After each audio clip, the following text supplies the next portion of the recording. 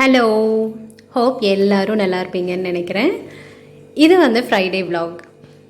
எல்லாத்தையும் எப்பவும் போல் school office எல்லாம் பிரேக்ஃபாஸ்ட் லஞ்ச் கொடுத்து அனுப்பியாச்சு. நானும் பார்த்தீங்கன்னா கோயிலுக்கு போயிட்டு வந்துட்டு மதியத்துக்கு மேலே தான் இந்த vlog எடுக்க ஸ்டார்ட் பண்ணேன். வெள்ளிக்கிழமை அம்மன் கோயிலுக்கு போயிட்டு வந்தாச்சு. இன்றைக்கி மார்கழி மாதங்கிறனாலையோ என்னமோ ரொம்ப நல்லா கூட்டமாகவே இருந்துச்சுங்க. கோயிலே பார்த்திங்கன்னா கொஞ்சம் சின்ன கோவில் தான், சிவன்மலை மாதிரி பெருசெல்லாம் இல்லை. அதுவும் மெயின் பிளேஸில் வேலை இருக்கிறனால ரொம்ப கூட்டம் அதிகமாக தான் இருந்துச்சு. போயிட்டு வந்துட்டு வரமிளகாத்தூள் தீந்துருச்சு அப்படின்ட்டு அதுக்கு காய வச்சுருந்தேன். ஸோ அதை அரைச்சிட்டு வரலான்ட்டு தான் ரெடி பண்ணிகிட்ருந்தேன். டீப் க்ளீன் பண்ணுறப்போ பார்த்திங்கன்னா ஒருத்தர் ஹெல்ப்புக்கு வச்சுருப்பேன், அவங்க தான் வந்தாங்க. சரி, அவங்களுக்கு ஒரு டீ போட்டு கொடுத்துட்டு அப்புறம் நம்ம வேலையை பார்க்கலாம் அப்படின்ட்டு தான் போட்டுட்ருந்தேன். மோஸ்ட்லி என்னோடய வேலைகளை நானே செஞ்சேன்னா தான் திருப்தி ஆவேன். ஸோ அதனால் எதுக்கும் ஆளுகள்லாம் வச்சுக்க மாட்டேன். ஆனால் இந்த ஃபுல்லாக டீப் க்ளீன் பண்ணுவோம் இல்லையா, எப்போவாவது அப்போ மட்டும் ஒரு ஆள் கூட இருந்துட்டாங்க அப்படின்னா மேலே ஏறி எடுக்கிறதுக்கு இறங்குறதுக்குன்ட்டு அதுக்காக கூட வச்சுருப்பேன்.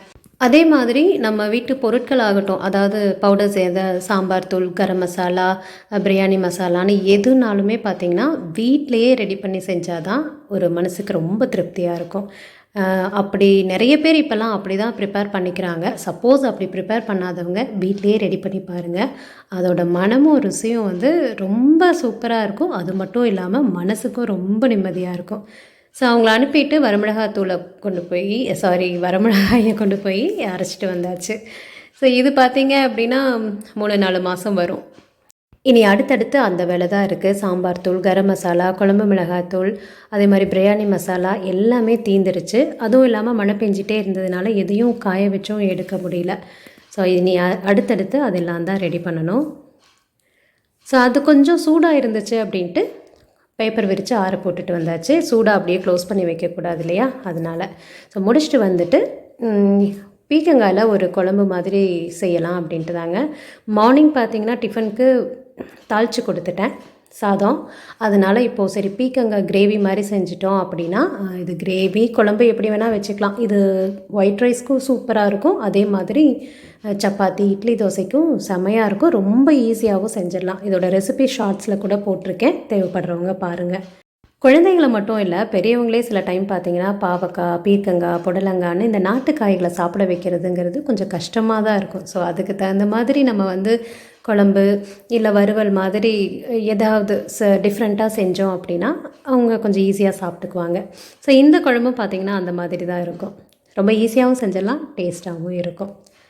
இந்த நாட்டு காய்கள்லாம் வச்சு செய்வோம் இல்லையா, அந்த மாதிரி செய்கிறப்போ பார்த்திங்கன்னா செட்டிநாடு ஸ்டைலில் செஞ்சீங்க அப்படின்னா நல்லா டேஸ்ட்டாகவும் இருக்கும், எல்லாத்துக்குமே மேட்ச் ஆகிக்குங்க. ஸோ மார்னிங் செஞ்சிட்டோம் அப்படின்னா நைட்டு வரைக்கும் சப்பாத்தி, இட்லி, தோசை, சாதத்துக்குன்னு வச்சு ஓட்டிடலாம்.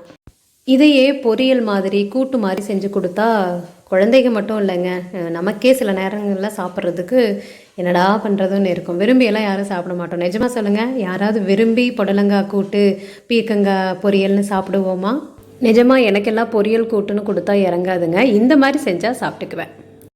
லாஸ்ட் வீடியோலேயே சொல்லியிருந்தேன் இல்லைங்களா, நான் மதியம் மோஸ்ட்லி குக் பண்ண மாட்டேன்னு. ஆனால் இன்றைக்கி பார்த்திங்கன்னா மதியம் தான் செஞ்சிட்ருக்கேன். ஏன்னா இன்றைக்கி வெள்ளிக்கிழமை வேறு, ஈவினிங்க்கு மேலே கொஞ்சம் வேலையெல்லாம் இருக்கும், பூஜை வேலையெல்லாம். அதெல்லாம் முடிச்சுட்டு அதுக்கப்புறம் சப்பாத்தி போட்டு கிரேவி செஞ்சு அப்புறம் அதெல்லாம் முடியாது இல்லையா, டைம் பத்தாது. அதனால் இப்போ கிரேவி ரெடி பண்ணி வச்சிட்டோன்னா சப்பாத்தி போட்டுகிட்டே வெங்காயம் தக்காளி தொக்கு மட்டும் செஞ்சிட்டோம் அப்படின்னா சீக்கிரம் வேலை முடிஞ்சிடும் இல்லையா, கொஞ்சம் திருப்தியாக சாமி கும்பிட்றதுக்கு டைம் கிடைக்கும். அதனால தான் மதியமே ப்ரிப்பேர் பண்ணி வச்சுட்டேன்.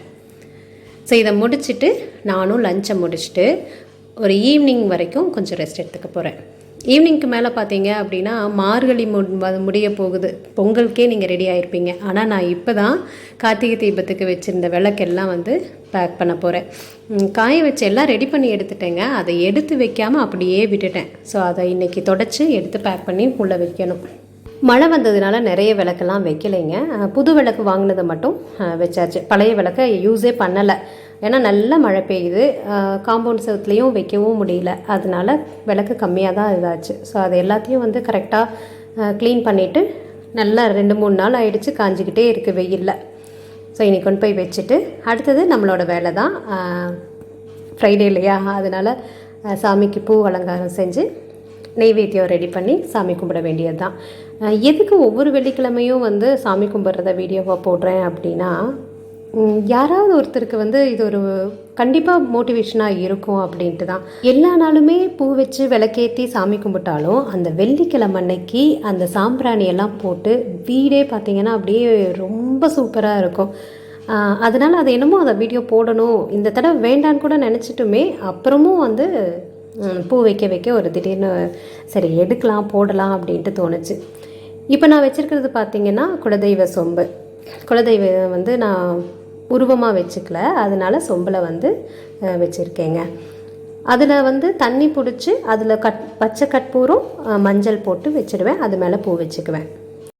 எல்லா சிலைகளும் வச்சுருந்தாலும் குலதெய்வம் பார்த்திங்கன்னா சிவன்கிறனால சிலையாக வைக்கலை. ஆனால் கொஞ்சம் பயமாகவும் இருந்துச்சு, நிறைய பேர் அந்த மாதிரி வேண்டான்னு சொல்கிறதுனால.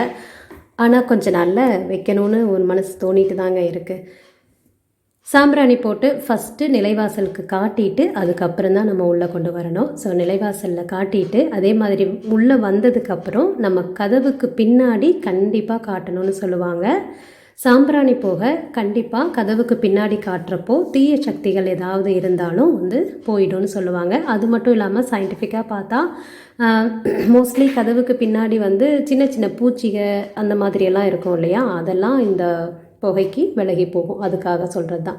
அதே மாதிரி நம்ம கிச்சன்லையும் வந்து காட்டிட்டு இனி வந்து நம்ம கொண்டு போய் சாமி ரூமில் வச்சு சாமிகளுக்கெல்லாம் காட்டிட்டு நம்ம சாமி கும்பிட வேண்டியது தான். மார்கழி மாதம் இல்லையா, நம்மளால் காலையில் தான் முடியறதில்ல. ஸோ ஈவினிங்காவது வந்து செய்கிறத வீடியோவை எடுத்து போடணும் அப்படின்ட்டு மெயினாக அதுக்காகவே தான் நான் வந்து வேண்டான்னு நினச்சிட்டு கூட வீடியோவை எடுத்தேன். ஸோ நீங்கள்லாம் மார்கழி மாதத்தில் எந்த மாதிரி ஃபாலோ பண்ணுறீங்க அப்படின்ட்டு மறக்காமல் கமெண்ட்ஸில் சொல்லுங்கள்.